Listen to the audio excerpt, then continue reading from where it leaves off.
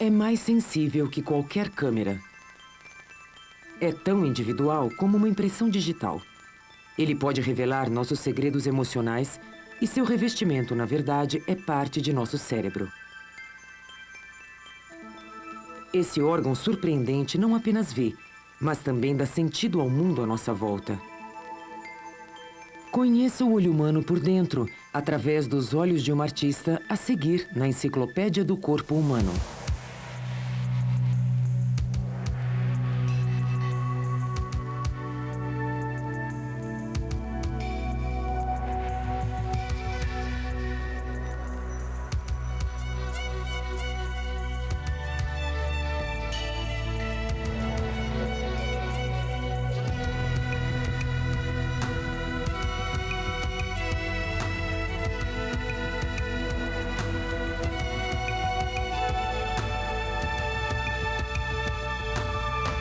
Enciclopédia do Corpo Humano. Realidade visual.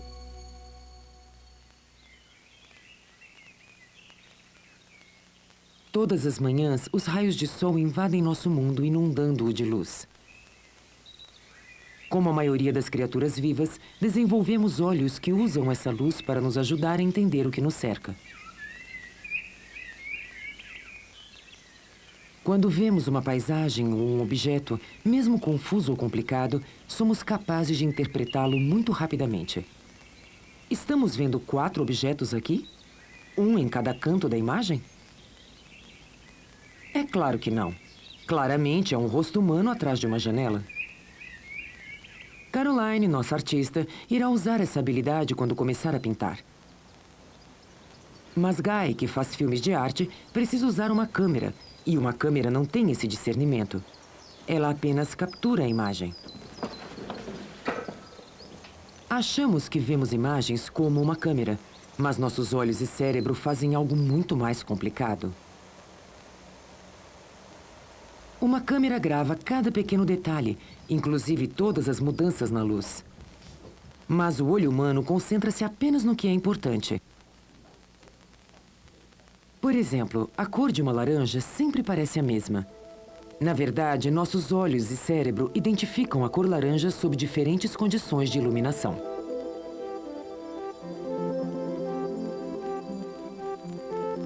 Reconhecemos uma banana em parte por sua cor e em parte por sua forma. Se queremos desenhar uma fruteira, procuramos por arestas, formas, texturas e sombras. Primeiro sondamos e depois analisamos a cena em busca de todas essas características. Uma câmera não pode fazer isso.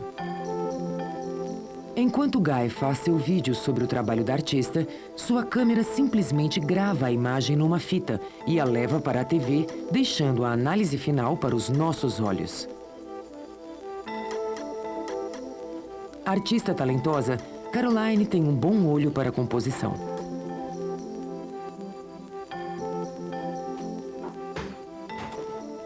O cérebro e os olhos sempre trabalham em sintonia para ver e interpretar o mundo. Nossos olhos indicam aos outros o caminho para nosso cérebro e para nossa personalidade.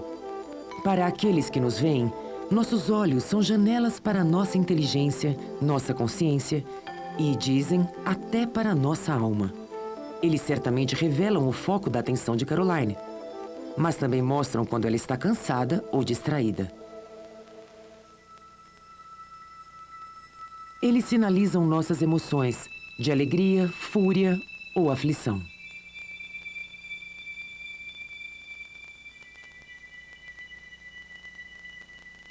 Há algo errado?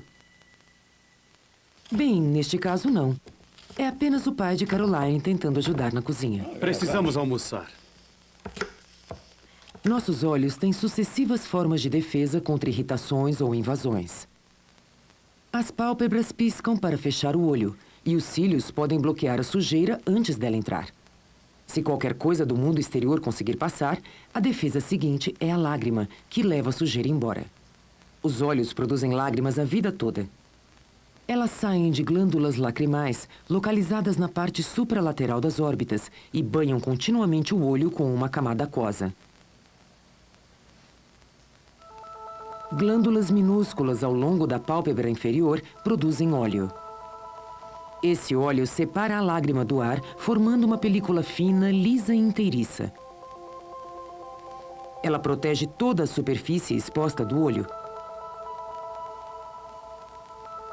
Essa é a película de óleo emergindo sob a pálpebra. A lágrima também contém um bactericida para prevenir infecções. Nossas lágrimas raramente transbordam. Em vez disso, esse pequeno rio leva consigo células mortas, pó e até mesmo pelos minúsculos para o canto do olho, onde vão para um orifício, o ponto lacrimal. Esse tubo leva todos os detritos para o nariz.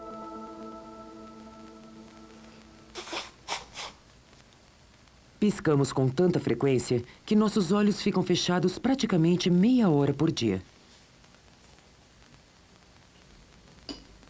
Caroline, satisfeita com seu esboço, agora passará para as tintas a óleo e piscará menos a cada estágio de sua tarefa. Quando se concentra, ela pisca menos. Cada olho é uma esfera de 2,5 cm de diâmetro, que pesa 7 gramas. Cada esfera é movimentada por uma combinação de 6 músculos. Existe até um par de músculos que pode fazê-lo oscilar um pouco.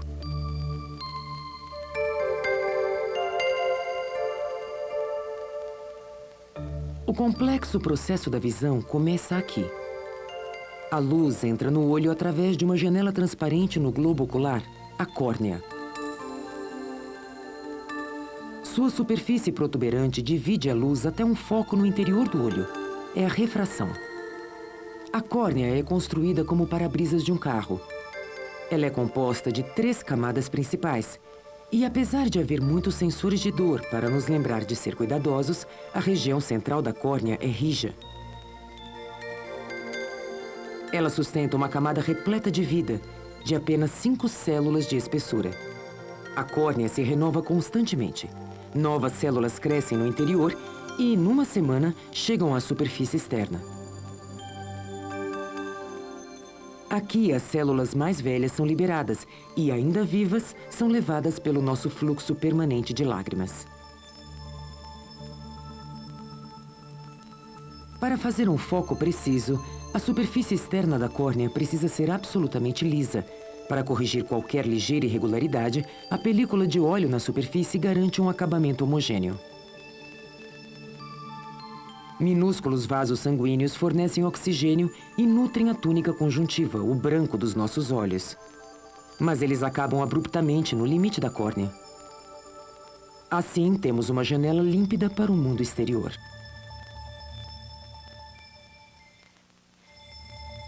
Por trás da córnea, encontramos a parte mais característica de cada olho, a íris.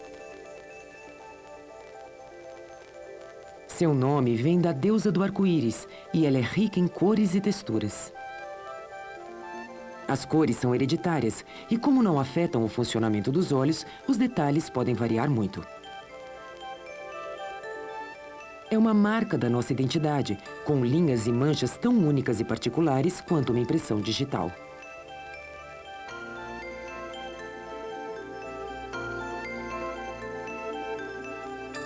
Sob o microscópio, a íris é uma obra de arte moderna.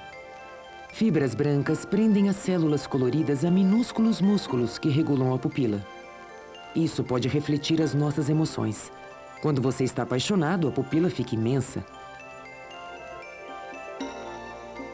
Mas isso também serve a um propósito prático. Ela fica maior quando escurece e menor quando somos expostos à luz forte. Quando se está com a pupila dilatada, apenas parte da vista está em foco. Aumente a luz, e quando a pupila diminuir, mais partes da imagem ficarão em foco.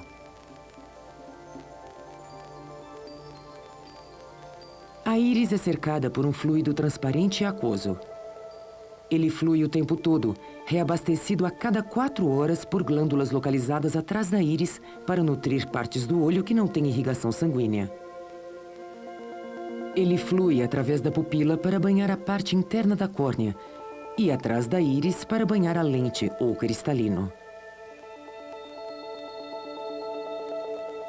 Visto de dentro do olho, o cristalino, ligeiramente amarelado, fica preso por fibras como os raios da roda de uma bicicleta e é circundado por um anel de músculo. Esse músculo pode comprimir-se e mudar de forma, adaptando seu foco.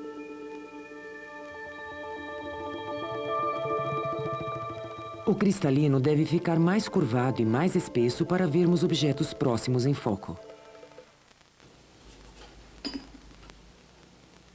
Assim como o líquido num vidro refrata a luz, os olhos de Caroline repletos de líquido fazem o mesmo.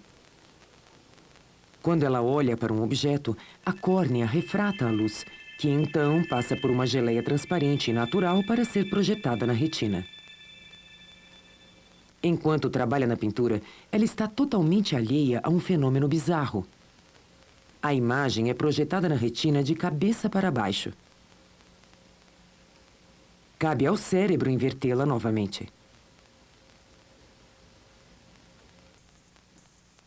A retina cobre 2/3 do interior do globo ocular. No fundo dos olhos, células especializadas absorvem a luz e transformam o que vemos num feixe de sinais elétricos. Mas, quando examinamos um corte transversal da retina, parece que alguém cometeu um erro maluco nos circuitos. A luz precisa viajar através de uma densa parede de células nervosas antes de atingir os detectores. Essas são as células que determinam a visão ou a cegueira.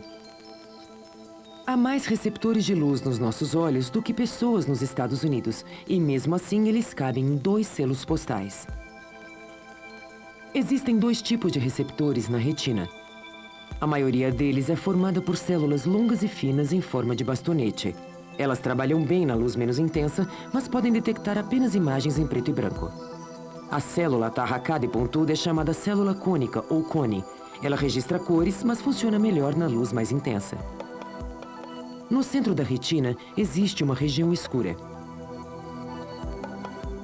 No meio dela, o microscópio revela uma cratera. Esta minúscula depressão é repleta de cones, e a parede de células nervosas que os recobre é mais fina.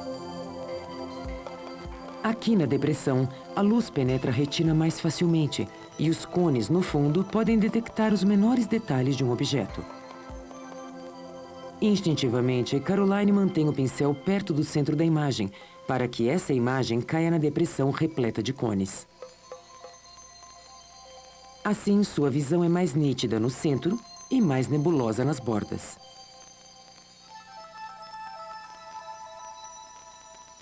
O sensível centro da retina é facilmente danificável. A intensa luz do sol poderia queimar essas células. Contudo, o olho evoluiu para usar a luz do sol e para vê-la como todas as cores do arco-íris. O que vemos é luz refletida. Destes limões, apenas a luz amarela é refletida para as células cônicas dos nossos olhos, então as frutas aparentam ser amarelas. O olho humano pode distinguir milhares de cores.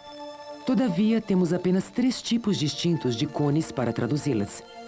Um é sensível a toda uma gama de cores, inclusive o vermelho.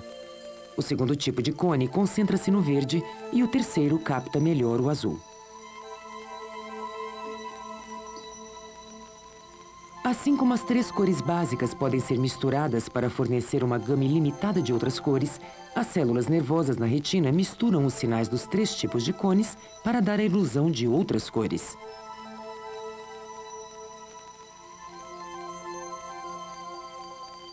Apenas no centro da retina existem tantos cones. Nas bordas da retina, os detectores de luz menos intensa, os bastonetes, imperam. Mas no fundo da retina, os espessos cones estão em número muito menor que os bastonetes. Então, o limite da nossa visão não é apenas enevoado, ele também tem menos cores. A visão depende de reações químicas no interior dos bastonetes e cones.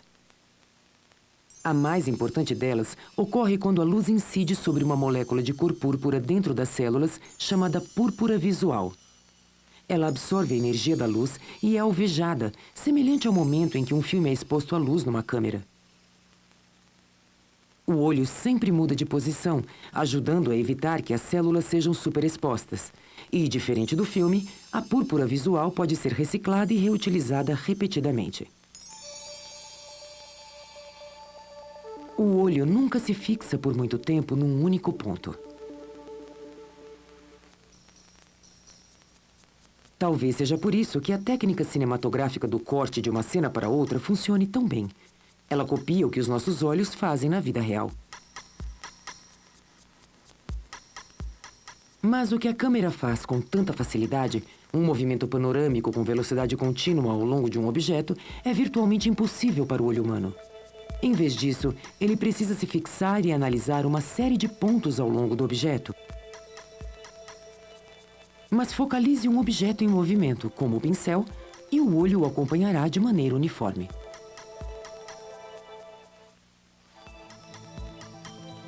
Dentro do olho, bastonetes e cones transformam o que vemos em sinais elétricos que fluem através de uma rede de nervos.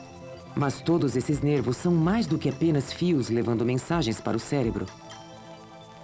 Como uma vasta rede de computadores, eles analisam os sinais para determinar as linhas e os limites do que estamos vendo. Na verdade, toda a retina faz parte do cérebro.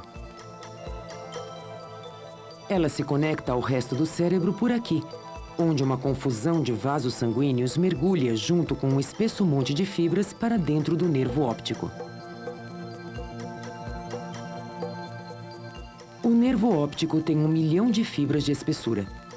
Mas olhe para trás, para onde a retina se encontra com o nervo óptico. Para abrir caminho para todas essas fibras, a camada de bastonetes e cones se interrompe. Então, esse pequeno círculo na retina fica cego e deixa uma área vazia na nossa visão do mundo, como Caroline está para descobrir. Feche um olho. Olhe para um dedo e mova outro na direção dele lateralmente. Existe um lugar onde a ponta do dedo desaparece. Sua imagem está no ponto cego. Nós não o vemos assim porque uma função especial do nosso cérebro, como um bom programa de computador, está sempre adivinhando o que existe naquele vazio e o preenche. Outros programas no cérebro ajudam a julgar velocidade e distância. Como qualquer animal que caça, desenvolvemos olhos na parte frontal da cabeça. Aqui, os olhos de Caroline movem-se para dentro e revelam a proximidade do pincel.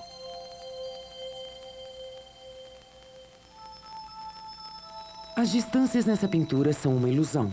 Ela é plana, mas nossos olhos podem ver em 3 dimensões. A câmera mostra como. Enquanto se move de um lado para o outro, ela capta diferentes pontos de vista, da direita e da esquerda. Nossos olhos também fornecem ao cérebro 2 imagens, mas o cérebro tem um programa para combiná-las.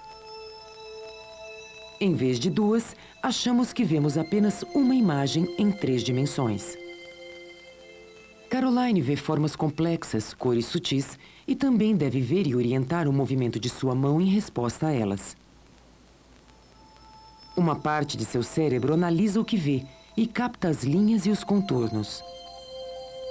Os sinais passam para uma segunda região que interpreta cores e novamente passam a detectar movimento, dando cada vez mais sentido ao mundo à sua volta em cada etapa.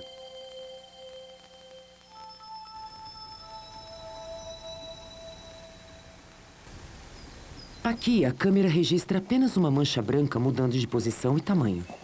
Nosso cérebro vê um cavalo vindo em nossa direção. Nosso computador embutido faz com que as cores permaneçam sempre as mesmas, mesmo que a iluminação mude dramaticamente.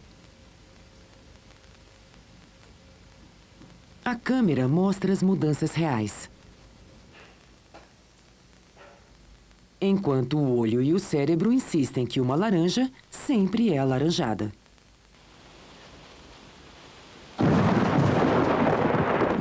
que essa percepção visual envolve sinais elétricos indo até muitas partes diferentes do cérebro.